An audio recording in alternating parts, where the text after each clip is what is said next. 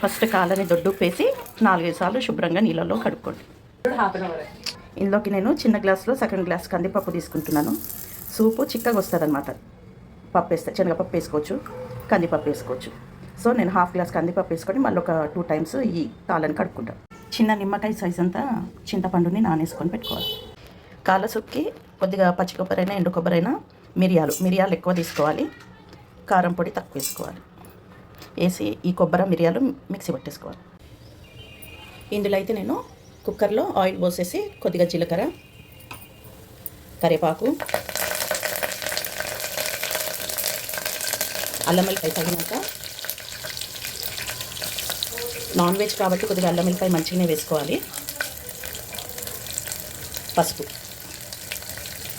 ఇంకా మనం కడిగి పెట్టుకున్న కాళ్ళు ఉన్నాయి కదా, కాళ్ళును అదేంటి కందిపప్పు అవి 2 కూడా వేసేసుకోవాలి.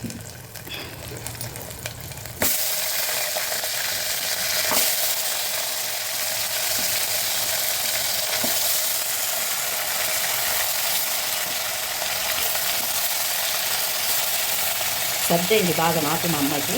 సో ఇవాళ కాళ్ళ తిందామని కొద్దిగా సర్దికి కాళ్ళ మిరియాల పొడి వేసి చేస్తే చాలా టేస్టీగా ఉంటుంది. నోటికి రుచి వస్తుంది. కాళ్ళు ఒక 2-3 నిమిషాలు ఆయిల్లో మంచిగా గోలినాక మనం నానేసుకున్న కడిగి పెట్టుకొని ఉన్న కందిపప్పు ఉంది కదా, చిన్న గ్లాస్లో హాఫ్ గ్లాస్ వేసుకున్నాం కదా, అది వేసేసుకొని టమాటా వేసేయాలి. ఒక 2 టమాటాలు అయితే తీసుకున్నాను నేను. 4 కాళ్ళకి 2 టమాటాలు వేసేసి వాటర్ పోసేసి మనము దీన్ని ముక్కలు మునిగేంత మాత్రమే వాటర్ పోసి ఫస్ట్ దీన్ని ఉడికించుకోవాలి. ఇప్పుడు ఏం మసాలాస్ వేయకూడదు.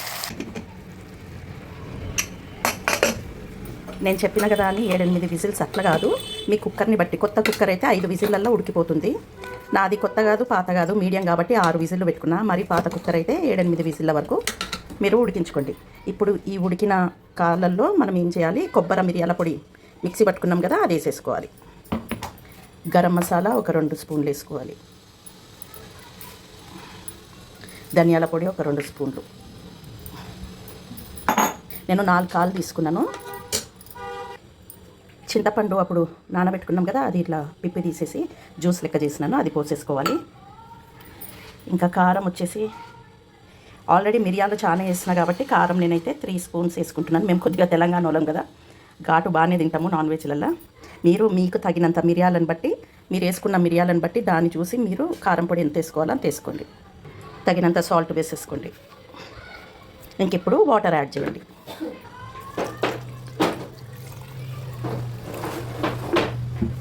మీ సూపు అంటే మీ షోర్వా చిక్కదనం, కొందరికి పల్సగా ఉంటే ఇష్టం, కొందరికి చిక్కగా ఉంటే ఇష్టం, దాన్ని బట్టి మీరు వాటర్ యాడ్ చేసుకోండి. యాడ్ చేసుకొని అయితేనా కుక్కర్ ఇలాగే పెట్టేసి మూత లేకుండా మసలనివ్వండి 10 మినిట్స్ దాకా. లేదంటే కుక్కర్ మూత పెట్టేసి ఒక 2 విజిల్ ఇవ్వండి. నేనైతే మళ్ళీ మూత పెట్టేసి కుక్కరు 2 విజిల్ అయ్యే వరకు పెట్టేస్తున్నా గ్యాస్ స్టవ్ పైన. వేడి వేడి కాళ్ళ షోర్వా రెడీ.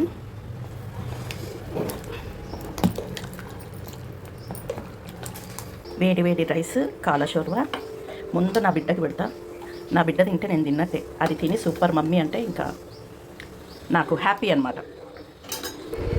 చెప్పు టేస్ట్ ఎట్లుందో, ఉప్పు సరిపోయిందో చూడు. నేను ఎంత ఇచ్చిన ఉప్పు కావాలని అంట కదా.